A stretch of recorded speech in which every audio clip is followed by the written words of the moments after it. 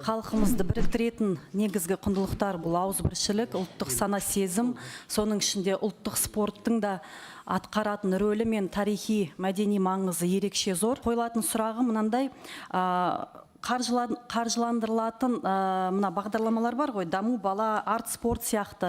Соның тізіміне тоғызқұмалақ, асық ату, дәстүрлі садақ ату сияқты ұлттық спорт түрлерін толық енгізуге қандай кедергілер бар? Жалпы осы бағытта қандай қазір жұмыстар жүргізіліп жатыр және нақты қандай шешімдер қарастырылған? Қазіргі уақытта арт спорт бағдарлама бойынша бізде бір ғана ұлттық спорт түрі бар. Қазақ күресі. Жалпы спорт түрлерінің 63 спорт түрі бар. Оның да көптеген мәселелер бар. Біздің арт спорты осы жерде де бірнеше рет талқыланды. Қазіргі уақытта президенттің кеңесшісі Тамара Қасымқызы осы мәселе бойынша бізге арнайы жұмыс тобын құрған. Сол жерде біз баяғыда 1-2 жыл бұрын бастаған мәселені әрі қарай да жалғастырып жатырмыз. Ол осы арт спортты бірлестіріп, бір көзден қаржыландырса деген мәселені көтеріп жатырмыз. Қалай ол бір көзден деген? Бір ұйым ба, әлде мемлекеттік сатып алу? Бір ұйымдан. Ол бір көзден емес, бір ұйым. Бір ұйымдан, иә.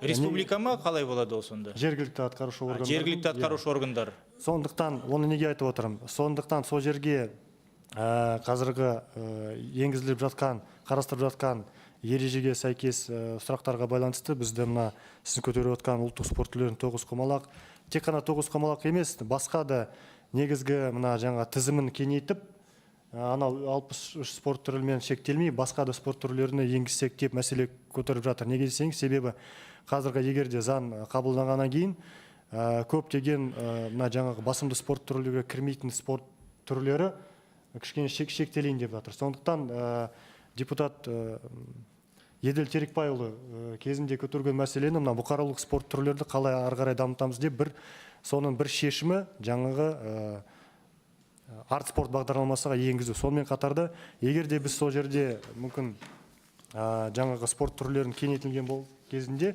онда да ұлттық спорт түрлері кіреді деп сондай ұсыныс қазір қарастырып жатыр.